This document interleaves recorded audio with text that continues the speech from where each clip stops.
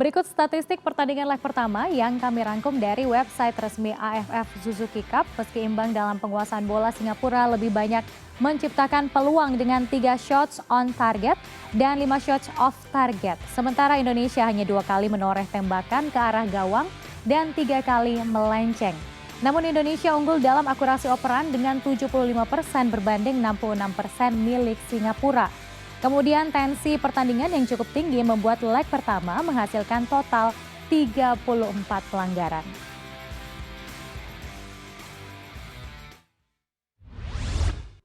Skor 1-1 mewarnai leg pertama semifinal Piala AFF antara Singapura dan Indonesia. Bagaimana peluang kedua tim di leg kedua sudah terhubung melalui sambungan Zoom pengamat sepak bola Tommy Welly. Halo Bung Towel, selamat sore. Ya, selamat sore.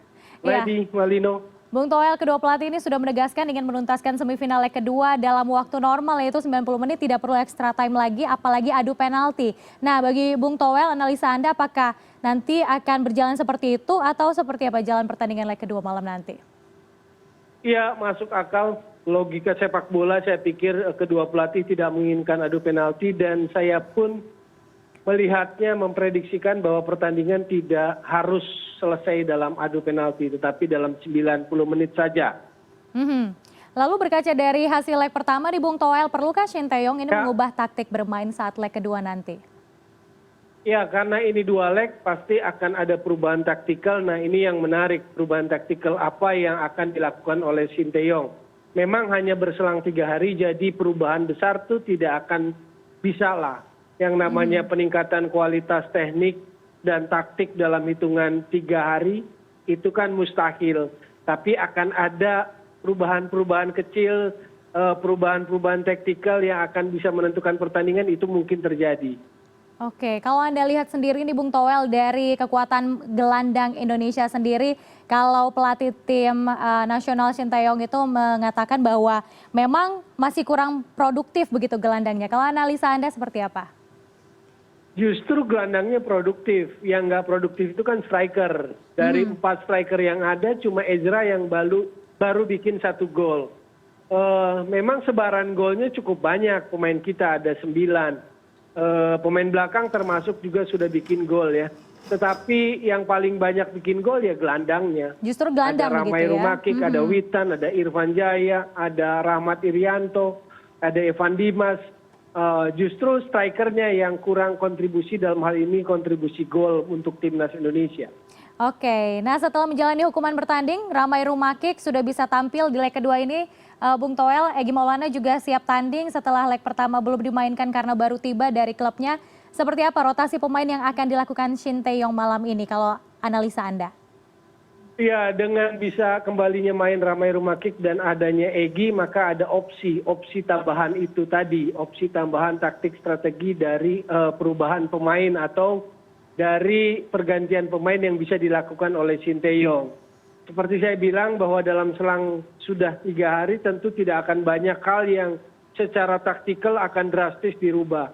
Justru hal-hal seperti ini non teknis yang penting, yaitu motivasi, pendekatan, dan taktikal yang spesifik, detil-detil kecil. Misalnya bagaimana memanfaatkan set pieces, lalu shooting di area luar penalti yang belum banyak dilakukan oleh pemain Indonesia.